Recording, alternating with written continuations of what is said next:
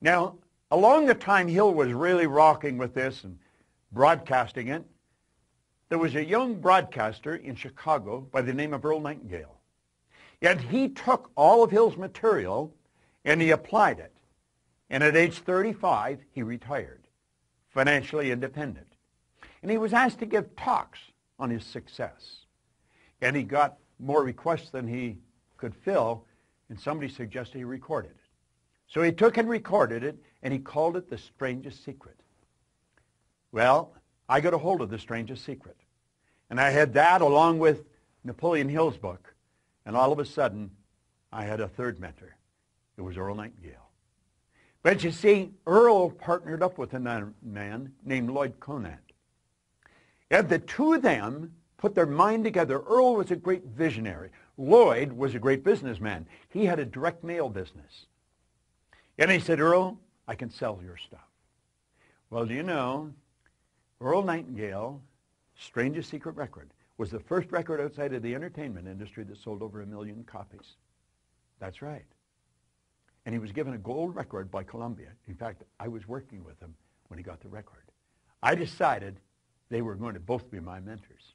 And in 1967-68, I went to work with them. Now, that's a picture of myself in 1968 with Lloyd and Earl. I learned so much from them. Earl Nightingale and Lloyd Conant literally introduced me to a brand new world. I thought I had been a serious student until I began working with these two giants. You see, Earl Nightingale really taught me how to study, and Lloyd Conant literally took the lid off my mind. Earl taught me to study each paragraph in depth, and Lloyd taught me there is no such thing as big or small. He says, just images. Whatever you seriously want, just imagine it. He said, be true to the image, and you'll attract whatever you require. Well, I had all this going. I had earned over $1 million. I was really successful, but I couldn't really connect all the dots. I had such a desire to share this, but it was all scattered information in my mind. And then I met a man, and I sat down with him, and he said, Bob, there's the mind and the body. And he said, the mind manifests through the body. The body's an instrument of the mind. He said, now the mind is divided into two parts. There's the conscious mind, and he said, there's the subconscious mind. Now, I said, you probably know this. And I did. I had read many books, Murphy's book on the power of the subconscious. But it was scattered. He said, you know something, Bob? Your mind's in a disorderly state. He said there was a doctor in San Antonio, Texas in 1934. He realized that if we were going to have any real success or health, that we had to treat the whole person. And he said nobody had ever seen the mind. So he said he was going to draw pictures of the mind. And when he introduced me to this image, my whole world began to change. Now there's a picture of the mind and the body. And there's the man that shared it with me. Leland Valdanduval. He was a phenomenal guy. Absolutely incredible. You see, Val brought order to my mind with this stick person image. And the image, coupled with his explanation, brought everything I had studied for almost a decade into an orderly state. I had developed a new awareness. I had the strongest desire to teach this.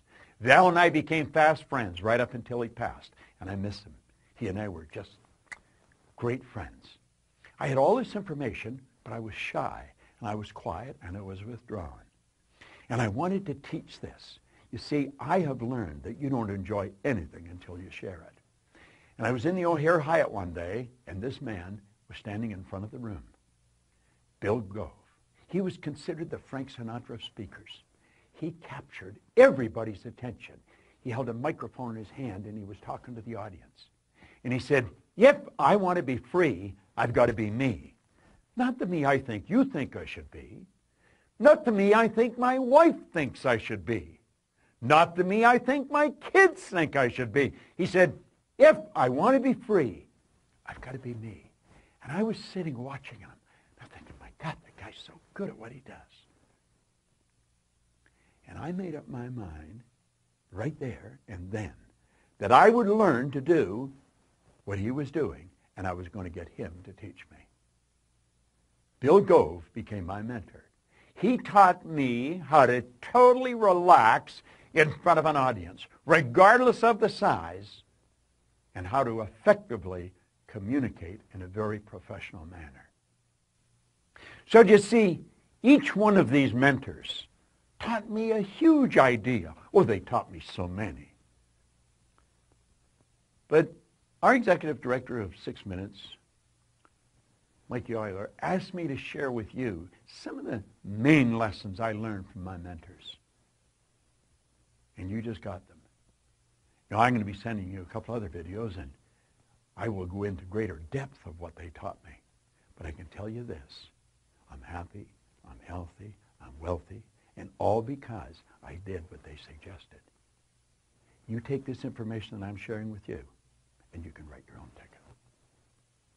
Watch for the next videos. I'll get into this deeper. It's about Proctor.